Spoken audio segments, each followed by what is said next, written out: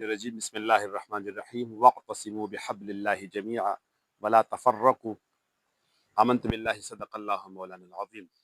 آقا کریم صلی الله علیه و آله وسلم مبارک فرمایي چې اتفاق او اتحاد یگانګت امن او امان خوشحالي او سکون دا د یو ښه خاندان او د اسلامي معاشري یو ښایسته ښکلی پہچان دی. نن چې تاسو زما دا غیر چاپیره څومره کسان تاسو ویني الحمدلله نو دا د ترورې او د ماما بچی دي په خپلو کې.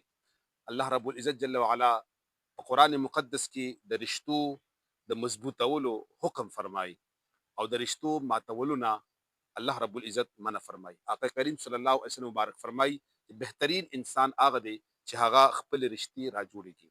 بهترین انسان هغه دی چې هغه د خپل رشتہ دارانو حق ادا کړي. آقا کریم صلی الله علیه وسلم مبارک فرمایي چې په ورځ د قیامت باندې به اول جنتی هغه انسان وي چې په دنیا کې هغه د خپل رشتې انتهایی زیات خیال ساتلی. ټولو مسلمانانو ورونو ته دا یو خصوصي پیغام دی چې د محبت او د مینې د یو راحت او د سکون او حقیقي خوشحالي بهترین خوشحالي دا په خپلوۍ کې ده، دا په رشته کې ده. راځئ د الله رب العزت د رضا لپاره د محبوب مدني جانان سنت راژوندي کوي او خپل رشتې مضبوطي کوي.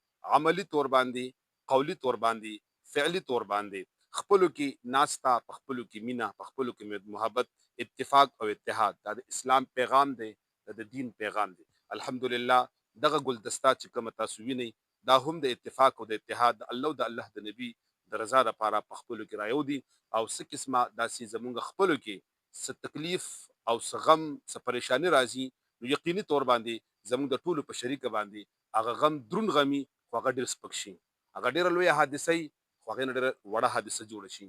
یوه حوصله، یو تعزیت او یو صبر او یو خوشحالي دا ملاویږي. کریم پروردگار عالم جل وعلا دی زموږ مینه، اتفاق او اتحاد تر تله الله تبارک وتعالی آباد ولري.